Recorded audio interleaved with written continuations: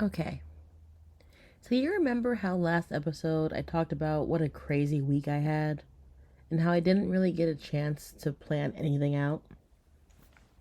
Well, I kind of actually really loved the results of that. I feel like something shifted. Like maybe I don't have to plan out every single second of an episode anymore. With episode 9, it felt like I was finally speaking with my whole chest. Everything came easier. My words, my tone, my identity. And it felt like who I am finally caught up with the confidence that I've been practicing. And honestly, it was both hella scary and exhilarating. And I find myself saying that a lot lately. Scary and exhilarating. Because I'm realizing more and more that, y'all, I am a her. And I didn't suddenly become her. I finally stopped stopping her. I don't know if that makes sense, but I don't know. This episode, this one's different. This is the moment that I step into the main character role of my own damn life.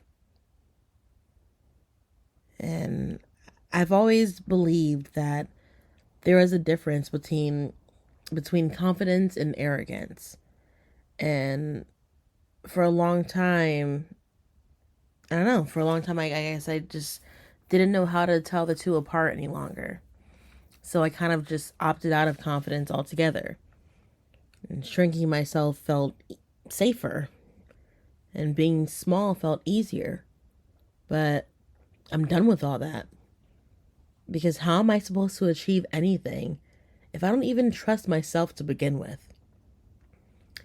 So here's how I found a way to be confident without arrogance. And I finally stepped into the main character role that I was meant to embody. This episode is titled I Am Her, when you finally step into your spotlight. And this is Halftime Girl. Over the past 6 months, I've seen such a change within not only myself, but like my entire thought process as well. Like I mentioned before, I've done all of the same journal prompts and questions that I gave you. Only for me, I was the one asking myself these hard questions. And they all take time to answer. But once you're truly honest with yourself and you make the changes that you know will make your life that much better, then slowly but surely things start to shift. I listened to the last episode right before I posted it, and my voice just sounded different, even to me. I've always been very adept when it came to writing, but somehow it just felt like the words flowed so easily last episode. Like I didn't have to try so hard anymore.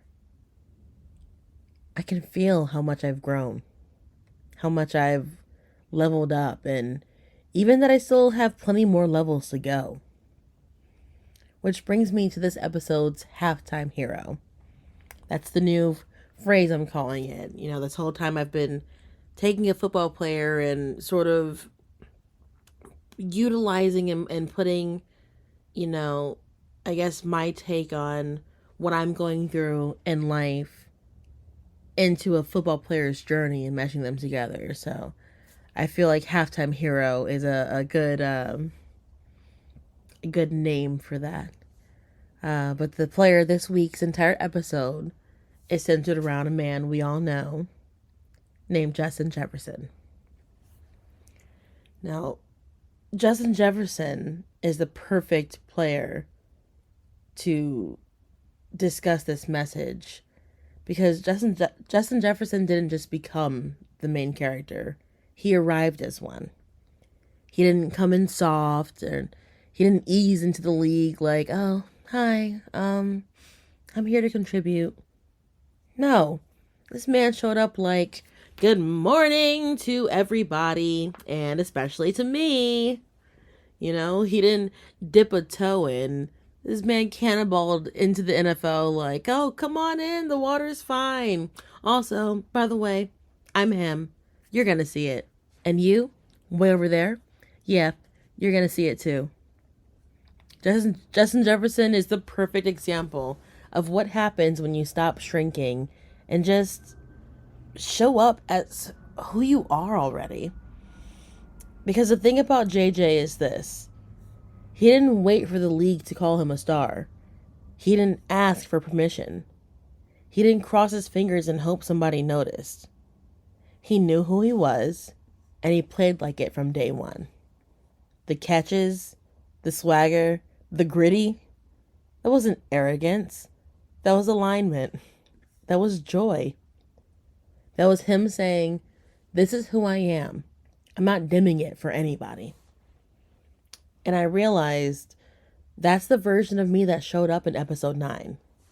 Not a new version, the real version. The version I kept editing. The version I kept quiet. The version I didn't become. I finally allowed. And here's the deeper truth about Justin Jefferson. Because a lot of people seem to forget. He wasn't supposed to be that guy. Not on paper. Not according to the early scouting reports. Not according to every analyst who swore he was just a slot receiver. People underestimated him before he even touched an NFL field. They loved to put him in a box and try to discount him. And they loved to shrink the scope of what he could be. Sound familiar?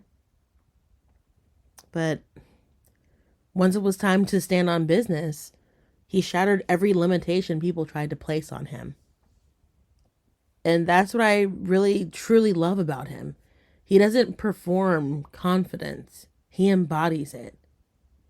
And that is exactly where I am now.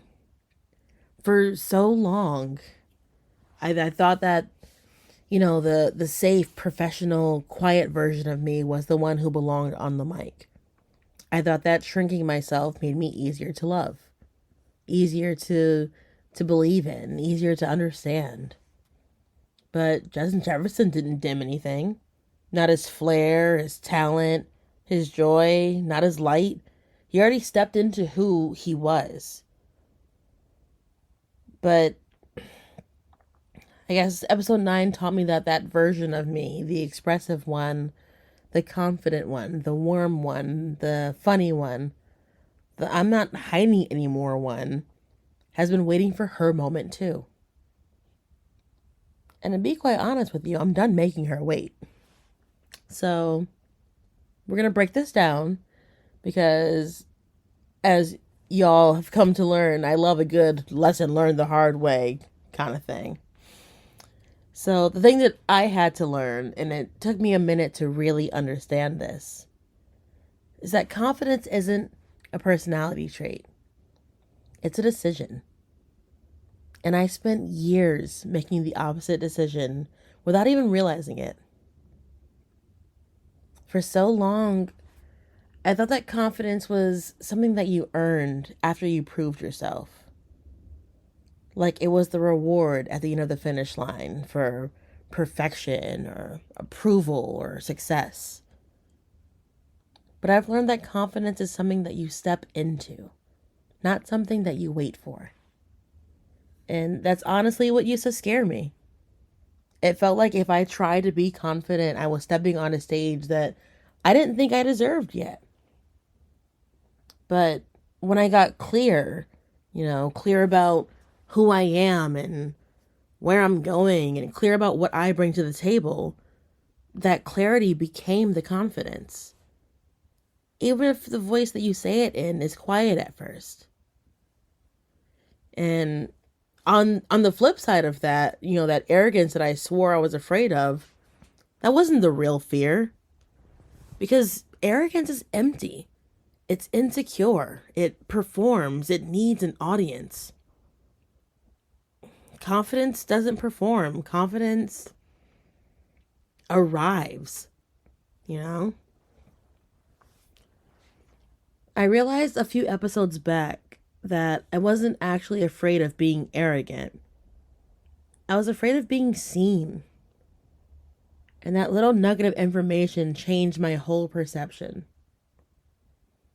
I was afraid of stepping out of the supporting role that I'd already mastered and into the spotlight that felt too big for me. But really, the spotlight wasn't too big. I was just too small on purpose. Shrinking felt safer, you know? It felt easier than hearing anyone's opinion on what I was choosing to do. Making myself manageable felt like protection. But, in hindsight, it was camouflage. And finally, stepping into your spotlight, stepping into who you are, it means giving up that camouflage that you used to survive. That's what episode 9 did for me. And that's what this moment right now is doing for you. Becoming her isn't about changing who you are. It's about claiming who you've always been. So here's the part where we bring it back to you. Because everything I just said, the shift, the confidence, the clarity, the main character energy, none of that really means anything if you can't apply it to your own life. So if you're listening to this thinking, okay, but how do I step into my spotlight? Here's the simplest place to start. And you don't need to overhaul your whole personality. You don't need to wake up tomorrow as Beyonce. Although I will say, the fact that Beyonce has the same amount of 24 hours in a day that we all do, that's something that, can use as motivation. But you don't need to reinvent yourself or do anything dramatic. You just need one thing. Just one brave step. Not 10, not 20, just one. So here's the tool, something that I've currently been doing myself. Before the week is over, I want you to choose one thing that you've been shrinking in and show up for it with your whole chest. Just one. It could be saying something, you usually talk yourself out of, or applying for the thing that you think you're not ready for, or posting something without rereading it 20 times, or re-listening, I should say. But just let yourself be seen in a way that you've avoided, or say no to something that you don't actually want, or even saying yes to something that might scare you a little. Nothing huge, nothing overwhelming. Just one tiny moment where you choose visibility over camouflage. The more you choose yourself, the more you become yourself. And the more you become yourself, the less you shrink. And the less you shrink, the more you shine. And listen, you don't have to run into your spotlight. You don't have to sprint.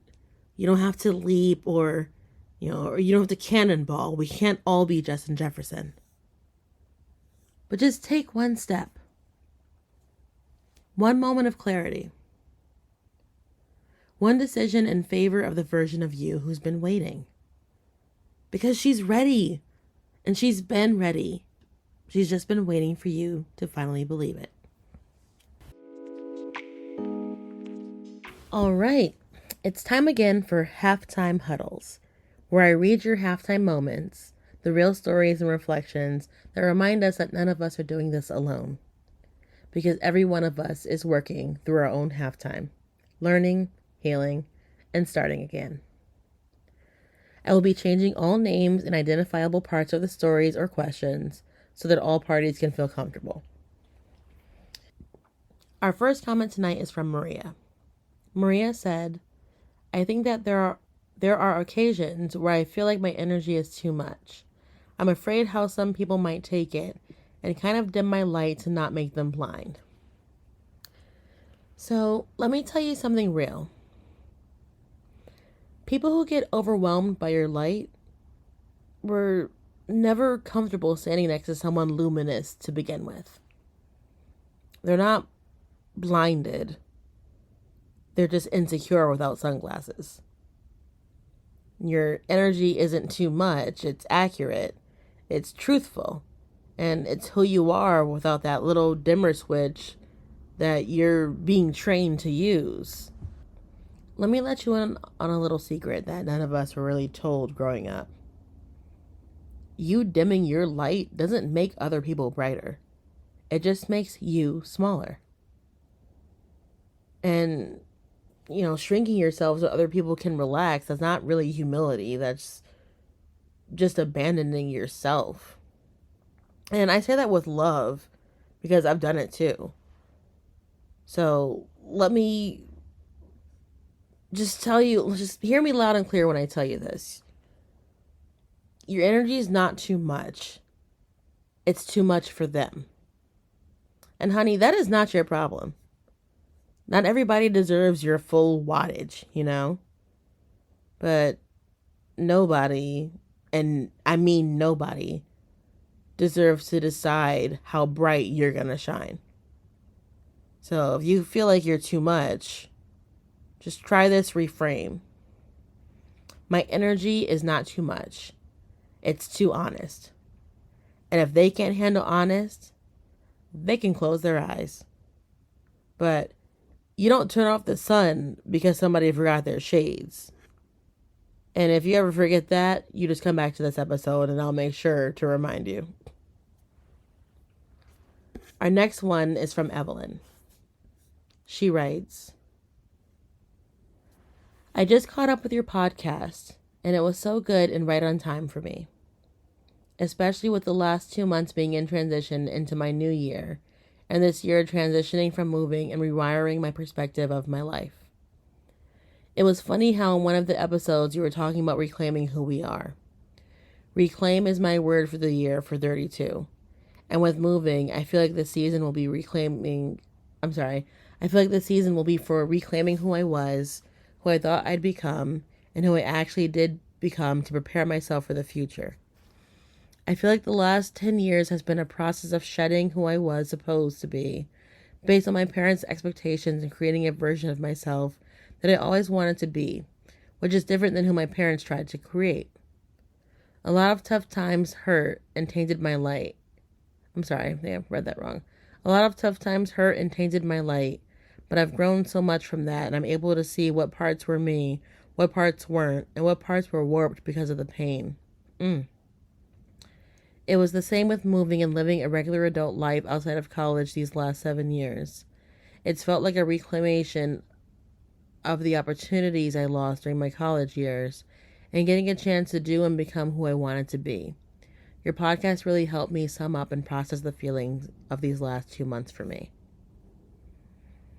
First of all, thank you. Thank you for listening. Thank you for catching up. And thank you for trusting me with the real parts of your story, because that is not something that I take lightly. Every single thing that you just wrote, it hit. Reclaim is actually a really powerful word that you chose to use as your word of the year. And I think that I subconsciously did the same thing for this year. I'm actually working on something for another episode, I should say, discussing to pick a word of the year and a whole little prompt thing that I'm working on. But I do think reclaim might have been my word for 2025, and I might not have realized it until maybe a week or two ago. But the idea to reclaim, to say, I'm not starting from scratch, I'm taking back what was always mine, that your identity, your voice, your joy, your space, your freedom, your future. I mean, that's such an inspiring thing, especially the way you're so in tune and understanding of where you are, because not many people can acknowledge it so clearly.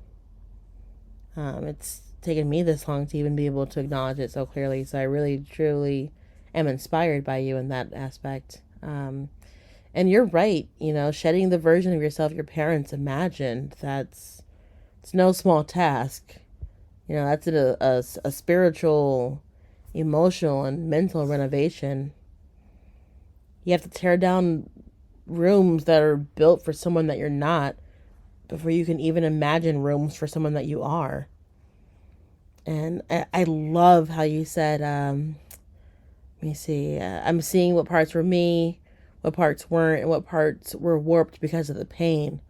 Ooh, girl, you did not tell one lie. Pain can warp us too. So, you know, once all the layers are peeled back and you're left standing there bare, you can properly access who you really are at your core. You didn't need to become someone new. You just removed what was never for you in the first place. And what's left of you, what's left is that version of you that's ready. You know, you're not perfect, not finished, but you're present and you're conscious and honest, and you're fully stepping into the woman that you were always meant to be. And I thank you again for sharing your journey with me and with us. And I hope as you end this current year and enter into this new era, you don't just reclaim who you were, but you claim who you're becoming. I cannot express fully how much I love hearing where you are on your halftime journey. If you also want to share your halftime moments, feel free to reach out and email me at halftimegirlpodcast@gmail.com. Shoot me a DM on our IG at halftimegirlpod, and stay tuned in on our Beehive, because the halftime huddle will soon be expanding. Till next time, Halftime Girl out.